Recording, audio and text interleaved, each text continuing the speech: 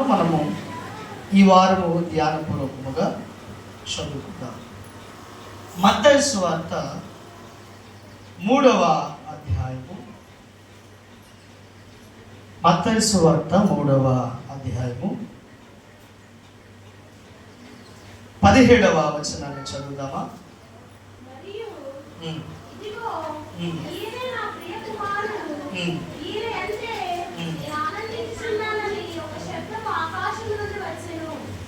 దేవునికి స్తోత్రం. ప్రార్థన చేసుకుందాము. వాక్యము ద్వారా దేవుడు నీతో నాతో మాట్లాడలాగున.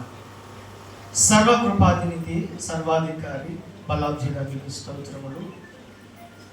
మరి ఈ సమయంలో ప్రభు ఆ వాక్యాన్ని చేతపట్టుకొని మీ పాదాలు చనిపెడుతున్నా నాతో మాతో మీరు మాట్లాడండి. మీ సహాయం మాకు దయచేయండి. నీ దాసుడు నన్ను వరుగుపరిచి నీవిచ్చిన వాగ్దానమును బట్టి ప్రభువా కార్యం జరిగించి ఈ వార ప్రారంభము నుంచి ముగింపు వరకు ప్రభు తెలిసి చేసినటువంటి అనేకమైన అతిక్రమములను, పాపములను మన్నించి క్షమించమని నాతో మాతో మాట్లాడి వినగల చెవులు, గ్రహించగల మనస్సులను మాకు దయచేయమని మా ప్రియుడును రక్షకుడు యేసుక్రీస్తు నామమున పేరిట అడిగి వేడుకుంటూ ప్రార్థిస్తూ ఉన్నాను పరమ తండ్రి. ఆమేన్. దేవునికి స్తోత్రం. హల్లెలూయా.